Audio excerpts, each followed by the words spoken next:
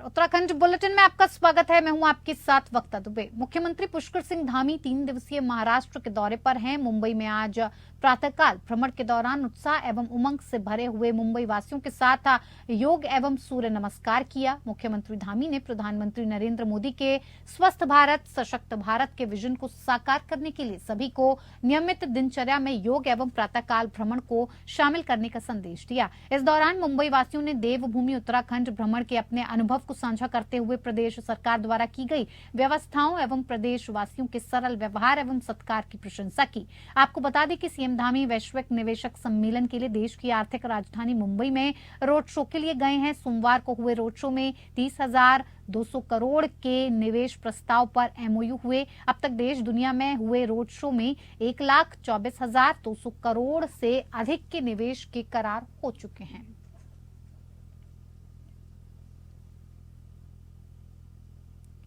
इधर उत्तराखंड सरकार राज्य में निवेश हेतु उत्साहित विभिन्न क्षेत्रों में उद्योग समूहों के मध्य मुंबई रोड शो में 30,200 करोड़ के एमओयू किए गए हैं और जिन बड़ी कंपनियों से एमओयू किए गए हैं उनमें से कुछ प्रमुख हैं, जैसे कि इमेजिका थीम पार्क, आत्म मंतनम रिजॉर्ट, एसीएमई सौर सेल विनिर्माण, सीटीआरएलएस डेटा सेंटर, परफेटी नवीनीकरणीय ऊर्जा, लॉसंग अमेरिका आईटी, क्रोमा एटोर, क्लीन मैक्स एनवोइरो, नवकरणीय ऊर्जा, साइनस हेल्थ केयर और इसके साथ ही कुछ अन्य महत्वपूर्ण फर्मों से भी बातचीत हुई, जिनमें जेएसडब्ल्यू स्पोर्ट्स, गोदरेज केमिकल्स, ए स्टार भोजन, वी अर्जुन लॉजिस्टिक्स पार्क प्रमुख हैं।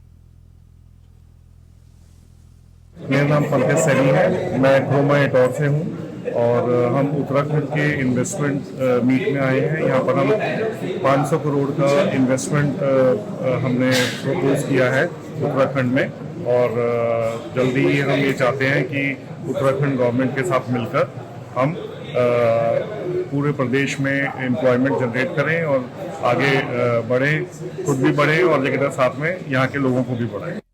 मैं Anil Kumar Lodha, senior vice president Maharashtra commerce agriculture industries. अभी हम यहाँ पे जो एमओयू कर रहे हैं हमारे अध्यक्ष के साथ आए हैं।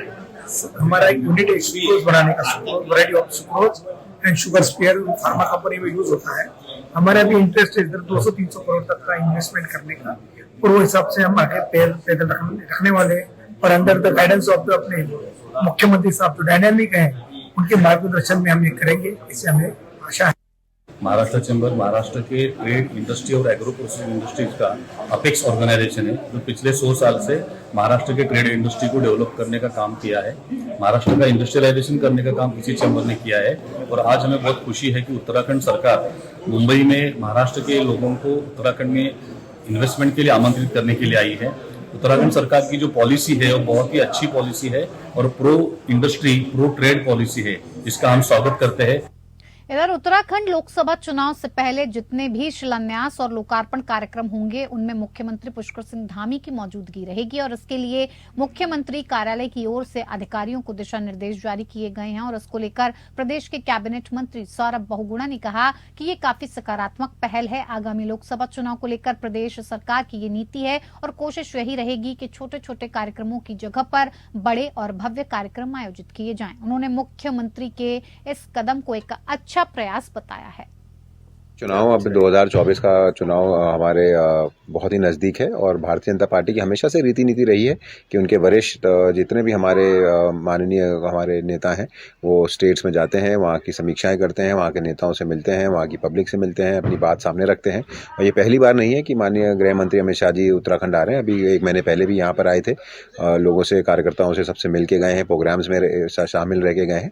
तो एक लगातार कोशिश रहती है पार्टी के शीर्ष नेतृत्व की कि जो सरकार है स्टेट में भारतीय जनता पार्टी, उनके साथ एक अच्छा समन्वय बना के और कैसे योजनाओं को धरातल पे जल्दी उतारा जाए और कैसे लोगों को कैसे इस बार भारतीय जनता पार्टी की फिर से सरकार बनाई जाए 2024 में केंद्र में, उसके ऊपर हमारा फोकस रहता है। भारतीय जनता पार्टी 2024 लोकसभा चुनाव से पहले हारी हुई विधानसभाओं में संगठन को मजबूत करने में जुट गई है और इसी को लेकर हरिद्वार जनपद की हरिद्वार ग्रामीण विधानसभा में प्रवास कार्यक्रम का आयोजन किया गया। कार्यक्रम में पूर्व विधायक और मंत्री स्वामी यतीश्वरानंद के साथ हरिद्वार हरिद्वार ग्रामीण विधानसभा के सभी भाजपा पदाधिकारी मौजूद रहे।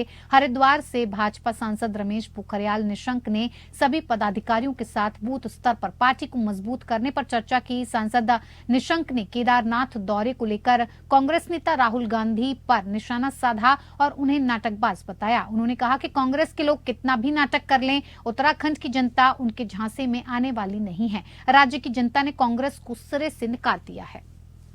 भारतीय जनता पार्टी को और मजबूत बनाना चाहते हैं। वैसे भी आपको मालूम है 2024 के चुनाव में लोगों ने मन बना दिया कि हर हालत में वो नरेंद्र मोदी जी को भारत का प्रधानमंत्री देखना चाहते हैं। हम हरिद्वार ग्रामीण विधानसभा को और मजबूत करेंगे और एक तरफा कैसे मतदान यहाँ पर होगा उसकी योजना बन रही, क्योंकि इतने काम हुए हैं, विकास के काम हुए हैं जो 50 और 60 साल में नहीं हो सकते। वो हरिद्वार ग्रामीण में पिछली बार हमारी गवर्नमेंट ने इतना काम वहाँ भी किया है। ये नाटक, ये कांग्रेस के नाटकबाज कुछ भी नाटक करते थे तो इससे फर्क कुछ नहीं। मूल निवास भू कानून और राज्य आंदोलनकारियों को समान पेंशन लागू करने की मांग को लेकर आज राज्य आंदोलनकारियों ने शहीद स्थल पर धरना प्रदर्शन किया और उप जिलाधिकारी के माध्यम से मुख्यमंत्री को ज्ञापन प्रेषित किया। उत्तराखंड राज्य आंदोलनकारी मंच के तत्वाधान में आज यहां शहीद स्थल पर आंदोलनकारियों ने मांगों को लेकर जोरदार नारेबाजी और प्रदर्शन किया। वक्ताओं ने मांग की कि अतिशीघ्र विधानसभा सत्र बुलाकर आंदोलनकारी 10% क्षैतिज आरक्षण अविलंब पास किया जाए। और इस मौके पर राज्य आंदोलनकारी देवी गोदयाल ने कहा कि भू कानून को अतिशीघ्र लागू किया जाना चाहिए और मूल निवास में सन 1950 से रहने वाले लोगों को वरीयता दी जाए। उन्होंने कहा कि जिस अवधारणा से उत्तराखंड राज्य की मांग की गई थी वो अब भी पूरी नहीं हो पाई और उत्तराखंड राज्य आंदोलनकारियों को आज भी धरना प्रदर्शन करना पड़ रहा है। भाई राज्य को बने हुए 23 साल हो गए, तो 24वां हो गया शुरू, और ये लड़ाई आज से 29 साल पहले शुरू हुई थी। तो हम तो ये महसूस कर रहे हैं कि हम तब भी इस राज्य के लिए लड़ रहे थे और आज भी हम राज्य के सवालों के लिए लड़ रहे हैं। आज भी जो राज्य आंदोलनकारियों का चिन्हीकरण है उसकी फाइल अभी तक जो है पेंडिंग है। परवर समिति का जो क्षैतिज आरक्षण का वो भी है। मूल निवास का मामला 1950 का वो भी पेंडिंग है। भू कानून का मामला जो है वो अधर में है। तो सरकारें 23 साल के अंदर जो है राज्य आंदोलन के जो सवाल थे उनको सॉल्व नहीं कर पाई। यहाँ पर वैसे तो पूरे प्रदेश के अंदर भू कानून और मूल निवास का जो आंदोलन चल रहा है उसमें लगातार जुलाई से और अब तक सरकार पे यही एक प्रेशर बना रखा है कि इस प्रदेश के अंदर मूल निवास और भू कानून जैसी व्यवस्था तुरंत शीघ्र दी जाए। तो उस एवज में अभी सरकार ने जो करा है वो क्षैतिज आरक्षण को एक मुद्दा बना करके और उसमें क्षैतिज आरक्षण में प्रदेश के बेरोजगारों को समायोजित करने का जो प्रयास सरकार कर रही है तो हम उसकी तारीफ करते हैं। परंतु हमारा कहना यह है कि ये प्रदेश जब तक बचेगा नहीं तब तक रोजगार तो बाहर के लोगों के हाथों में जाएगा। तो पहले ये है कि इस प्रदेश का एक मूल निवास और भू कानून बने और जब भू कानून सक्षम और पूर्णतः लागू होगा तो यहाँ के युवाओं को, बेरोजगारों को रोजगार मिलेगा।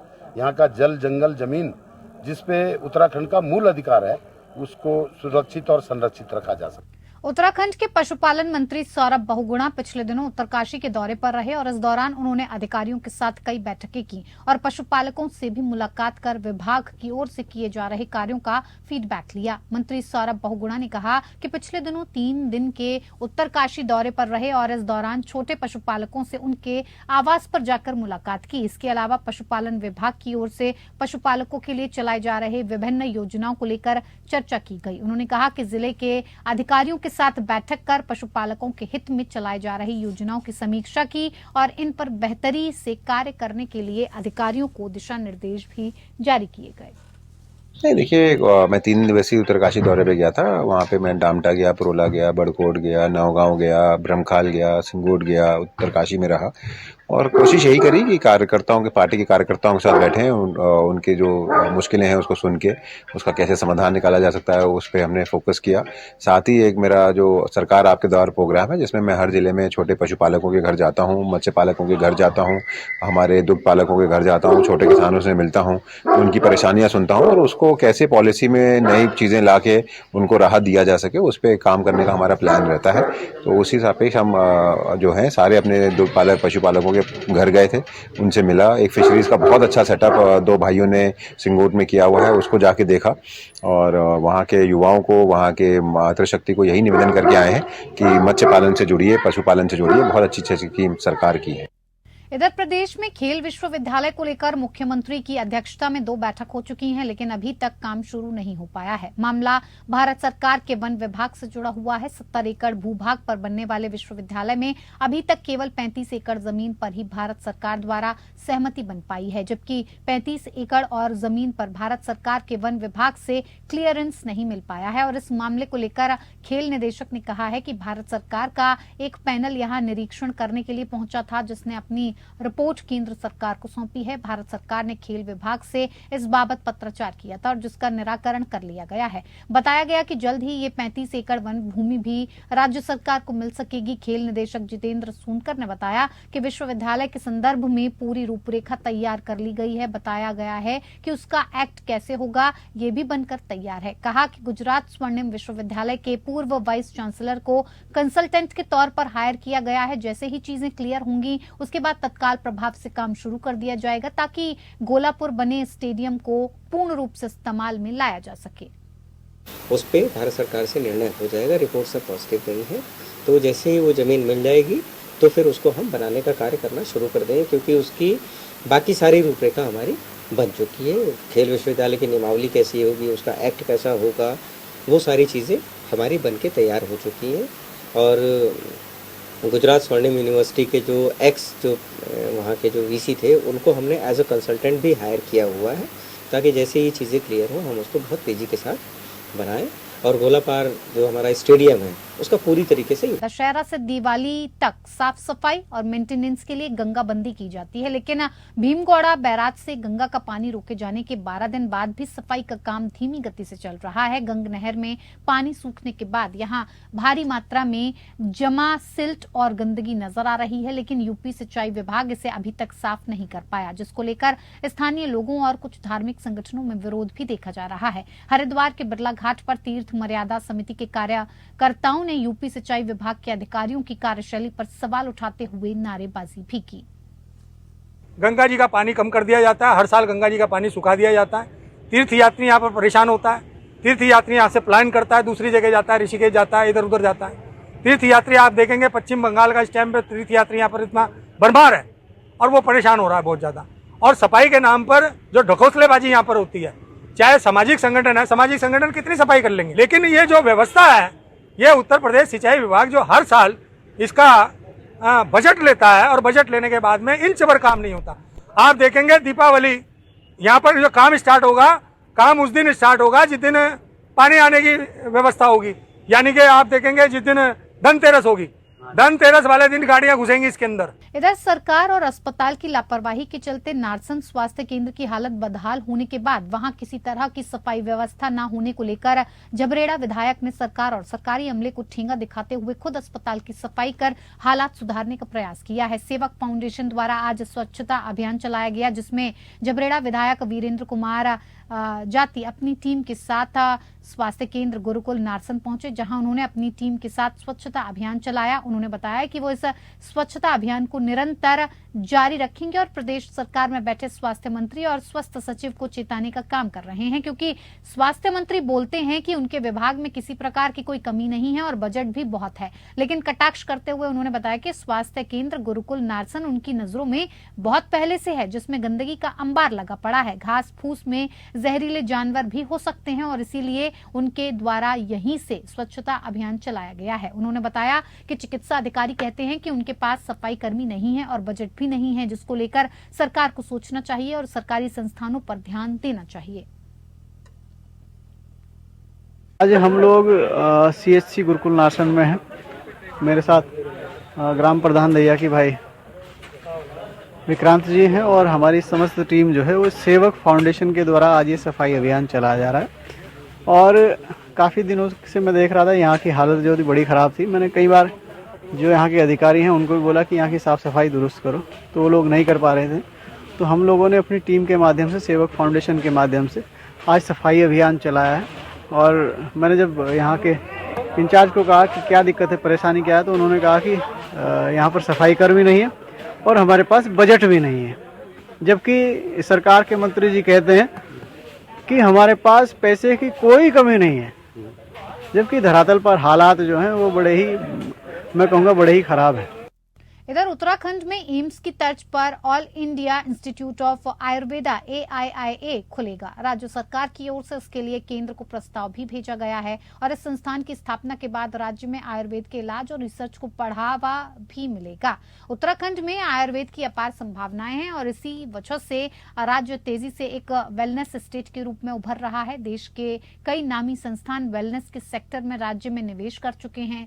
आयुष सचिव डॉक्टर पंकज पांडे ने बताया कि राज्य में all India institute of Ayurveda की स्थापना करने की योजना बनाई गई है और इस बाबत केंद्र सरकार को प्रस्ताव भेज दिया गया। केंद्र की मंजूरी के बाद इस संस्थान को लेकर आगे की कार्रवाई शुरू होगी। सरकार का प्रयास है कि आयुर्वेद के इलाज के साथ ही रिसर्च को भी बढ़ाया जाए। यदि केंद्र सरकार से इसकी मंजूरी मिली तो दिल्ली AIIA की तर्ज पर BA MS MD के कोर्स के साथ ही PhD की सुविधा मिलेगी। साथ ही यहाँ पर 200 बेड तक का अस्पताल बनेगा और उसमें आयुर्वेद की 20 अलग अलग विधाओं के उपचार की सुविधाएं मिलेंगी। एक हमारे प्रदेश में भी एक खोला जाए, माननीय मुख्यमंत्री जी के द्वारा भी इस संबंध में पत्र लिखा गया था। उसमें भारत सरकार ने ये कहा कि अगर हम चाहें तो हमारे जो संस्थान है वर्तमान में, उनमें से किसी एक को अपग्रेड करके all India institute of Ayurveda बनाने में वो मदद कर सकते हैं भारत सरकार और के लोग। तो हम लोगों ने उसी क्रम में ये पत्र भेज के ऋषिकुल आयुर्वेदिक जो हमारा कॉलेज है हरिद्वार में, उसको उस पर सहमति हमने दी है भारत सरकार को कि हमको इस संस्थान को अपग्रेड किया जाए। तो उसमें उनके तरफ से आगे जो कार्रवाई वो की जानी है और हम लोग आशान्वित हैं कि इस संबंध में जल्दी भारत सरकार अपनी सहमति दे देगी। इधर उत्तराखंड की जलवायु औद्योगिक भाग की खेती के लिहाज से काफी अनुकूल मानी जाती है। बावजूद इसके अभी हेम्प को प्रदेश में व्यावसायिक रूप से बढ़ावा नहीं मिल पा रहा है। हालांकि इसके लिए शासन स्तर पर कई दौर की बैठकें भी हो चुकी हैं, लेकिन अब भांग की व्यावसायिक खेती की नीति पर जल्द ही अमल होने की उम्मीद की जा रही है। हालांकि इस मामले में विपक्षी पार्टी के प्रदेश उपाध्यक्ष मथुरा जोशी ने सरकार और सिस्टम की कार्यप्रणाली पर सवाल खड़ा करते हुए इस मामले को लेकर गंभीर नहीं होने का आरोप लगाया है। विशेषज्ञों की माने तो पर्वतीय क्षेत्रों में जंगली जानवरों की समस्या और सिंचाई की सुविधा न होने के कारण बंजर हो रही भूमि पर भांग की खेती किसानों की आमदनी बढ़ाने का जरिया बन सकती है। गौरतलब है कि साल 2017 में तत्कालीन सरकार के समय प्रदेश में भांग की खेती को बढ़ावा देने की पहल शुरू की गई थी, जबकि मौजूदा समय में ट्रायल के तौर पर देहरादून, पौड़ी, बागेश्वर, चंपावत, चमोली और अल्मोड़ा जिले में 36 किसानों को भांग की खेती के लिए उद्यान विभाग और आबकारी विभाग ने मिलकर औद्योगिक हेम्प और मेडिकल कैनाबिस नीति का प्रस्ताव जारी किया था। आबकारी विभाग की ओर से लाइसेंस भी जारी किए गए, लेकिन अभी तक नीति को कैबिनेट से मंजूरी नहीं मिल पाई। विभिन्न अभियोगों में वांछित व इनामी आरोपियों की गिरफ्तारी के लिए मुखबिरों व सर्विलांस के माध्यम से लगातार प्रयास किए जा रहे हैं, जिसके परिणाम स्वरूप पुलिस टीम को थाना राजपुर में पंजीकृत एक मुकदमे में दहेज के मामलों में 17 वर्षों से वांछित चल रहे 5000 के इनामी अभियुक्त निर्मल शास्त्री को मुनि की रेती से गिरफ्तार करने में सफलता प्राप्त हुई। आरोपी वर्ष 2007 में अभियोग पंजीकृत होने के बाद से ही फरार चल रहा था। वहीं न्यायालय ने भी आरोपी को मफरूर घोषित कर दिया था। ये आरोपी गिरफ्तारी से बचने के लिए लगातार अपने ठिकाने बदल रहा था और पिछले कई वर्षों से अपना नाम और हुलिया बदल कर रह रहा था। वर्तमान में अभियुक्त साजन नाम से हुलिया बदलकर मुनि की रेती क्षेत्र में रह रहा था। इधर थाना प्रेमनगर पर एक महिला ने आकर ये शिकायत दर्ज करवाई थी कि उनकी स्कूटी उनके घर से अज्ञात चोर द्वारा चोरी कर ली गई है। अभियोग के सफल निस्तारण हेतु थाना प्रेमनगर पर तत्काल एक टीम का गठन किया गया। पुलिस टीम की सटीक पतारसी, सुरागरसी और सीसीटीवी फुटेज के माध्यम से सूचना प्राप्त करते हुए घटना में संलिप्त अभियुक्त को गिरफ्तार कर लिया गया।